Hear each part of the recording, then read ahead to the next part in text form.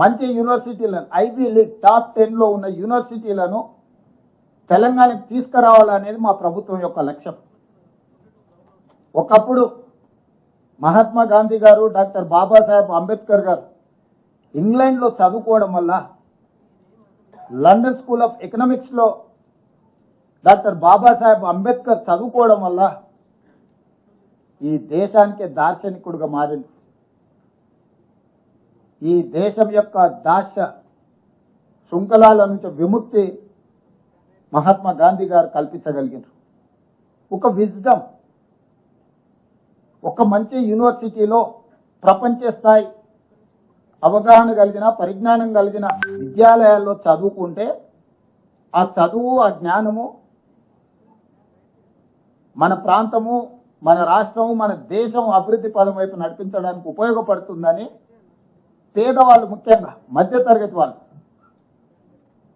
దళితులు, గిరిజనులు, బలహీన వర్గాలు, అదేవిధంగా ఇతర ఆర్థికంగా వెనుకబడిన సమాజము విదేశాలలో, యూకేలోనో యుఎస్లోనో చదువుకోవాలంటే కోట్ల రూపాయల ఖర్చు అవుతుంది. కాబట్టి కొద్దిమంది మాత్రమే అక్కడికి వెళ్ళి చదువుకోగలిగిన పరిస్థితులు, ఆర్థిక వెసులుబాటు ఉంటుంది. కాబట్టి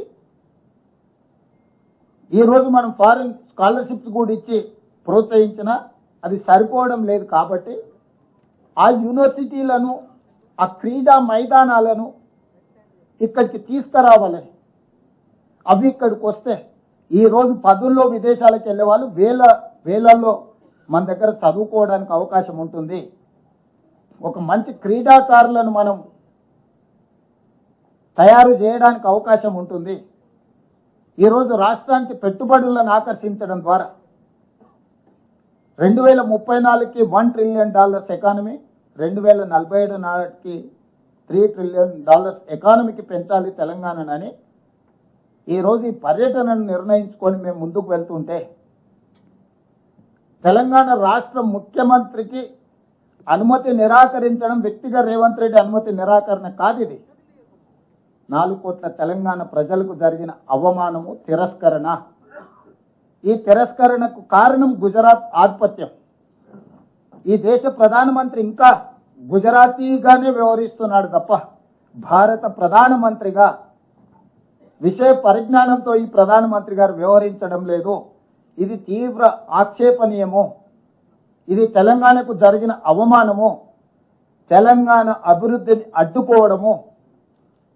ఈరోజు గుజరాత్ ముఖ్యమంత్రిని అమెరికా పర్యటనకు అనుమతి ఇచ్చి 8 రోజులు అక్కడ వైబ్రెంట్ గుజరాత్ 2047కి సంబంధించిన రోడ్ షోలు చేయడానికి, గుజరాత్కి పెట్టుబడులను ఆకర్షించడానికి అనుమతి ఇచ్చి తెలంగాణ ముఖ్యమంత్రికి అనుమతి ఇవ్వకపోవడము, తిరస్కరించడానికి పొలిటికల్ రీజన్స్ అట్రిబ్యూట్ చేయడం అనేది ఇది తెలంగాణ సమాజం అంతా ముక్తకంఠంతో ఖండించాల్సిన అవసరం ఉన్నది. దీనికి రాజకీయాలు, రాజకీయ పార్టీలు, ఇతర అంశాలను జోడించవలసిన అవసరం లేదు. భారతీయ జనతా పార్టీ నాయకులకు నేను విజ్ఞప్తి చేస్తున్నా, ప్రజాప్రతినిధులకు నేను విజ్ఞప్తి చేస్తున్నా, మీరు గుజరాత్ను సమర్థించడం ద్వారా నరేంద్ర మోడీ గారి చేతుల్లో, గుజరాత్ చేతుల్లో కట్టు బానిసలుగా మీరు బ్రతకదలుచుకున్నారా? తెలంగాణ ఆత్మ గౌరవాన్ని చాటదలుచుకున్నారా? మీరు ఈరోజు తెలంగాణ ప్రజలకు సమాధానం చెప్పాలి. ఈరోజు తెలంగాణ రాష్ట్ర ముఖ్యమంత్రి పర్యటనను తిరస్కరించడం అంటే తెలంగాణ యొక్క అభివృద్ధిని అడ్డుకోవడమే. ఇది తెలంగాణకు జరిగిన అవమానము. వ్యక్తిగా నేను 25 సార్లు పోయిండొచ్చు అమెరికాకు, మళ్ళీ వ్యక్తిగా ఇంకో 25 సార్లు పోవచ్చు.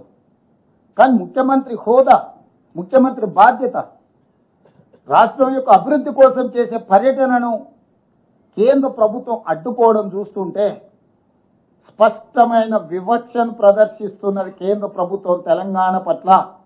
ఈ వివక్ష ఏమాత్రం సహించరానిది.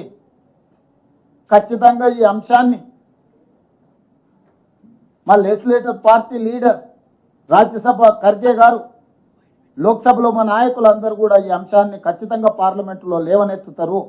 మా పార్లమెంట్ సభ్యులు ఇక్కడ ఉన్నారు, ఖచ్చితంగా ఈ అంశాన్ని పార్లమెంట్లో, లోక్సభ, రాజ్యసభలో కూడా లేవనెత్తుతాము. ఇది అంత ఆషామాషిగా తీసుకునే విషయం కాదు. ఈ తెలంగాణ వ్యతిరేక భావజాలం నరేంద్ర మోడీ గారు పార్లమెంట్లో పదే పదే మాట్లాడినా తెలంగాణ రాష్ట్ర బీజేపీ నాయకుల మెతక వైఖరి వల్ల ఈరోజు అంత ధైర్యంతో గుజరాత్ వాళ్ళు మన అభివృద్ధిని అడ్డుకునే ప్రయత్నం చేస్తున్నారు.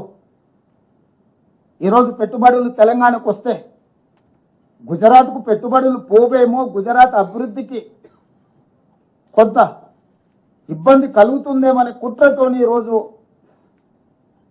నా పర్యటనను అడ్డుకున్నారు. వాళ్ళు చెప్పిన లెటర్లో clearance from political angles decline అంటే what is political angle? Narendra Modi Bharatiya Janata party, Revanth Reddy Congress party. Narendra మోడీది గుజరాత్, రేవంత్ రెడ్డిది తెలంగాణ. ఇదే కదా మీ పొలిటికల్ యాంగిల్, ఇదే కదా మీ వివక్ష. ఒక పక్కన గుజరాత్ ముఖ్యమంత్రికి ఇదే సమయంలో పర్యటనకు అనుమతి ఇచ్చి పెట్టుబడులను ఆకర్షించడానికి వైబ్రెంట్ గుజరాత్ కార్యక్రమంలో భాగంగా అతన్ని విదేశాలకు మీరు పంపించి ఈరోజు తెలంగాణ రైజింగ్ 2047 అడ్డుకోవడము, ఇది స్పష్టంగా రాజకీయ వివక్ష, తెలంగాణ అభివృద్ధిని అడ్డుకోవడమే. అందుకే ఈరోజు విదేశంలో ఉన్నప్పుడే నేను స్పందించి ఉండొచ్చు, కానీ విదేశాలలో వేదిక మీద నుంచి మాట్లాడితే అగో చూసిన వారు దేశద్రోహి, విదేశాలలో భారతదేశ గౌరవానికి భంగం కలిగించిండ్రు అని మళ్ళీ అవగాహన లేని మాటలు మాట్లాడతారని చెప్పి ఈరోజు ఇక్కడికి వచ్చిన తర్వాత ఇంతమంది మొత్తం మంత్రివర్గము, పార్లమెంట్ సభ్యులు, శాసనమండలి సభ్యులు, శాసనసభ్యులు అందరం ముక్త కంఠంతో కేంద్ర ప్రభుత్వ వైఖరిని ఖండిస్తున్నాము. ఇది ఏ మాత్రం కూడా ఫెడరల్ స్ఫూర్తికి ఇది విరుద్ధము. ఫెడరల్ స్ఫూర్తిని దెబ్బతీసే విధంగా వ్యవహరిస్తున్న నరేంద్ర మోడీ గారి వైఖరిని మనమందరం కూడా ఖండించాల్సిన అవసరం ఉన్నది. అందుకే ఈరోజు నా పర్యటన అడ్డుకున్నారు, కానీ నా లక్ష్యాన్ని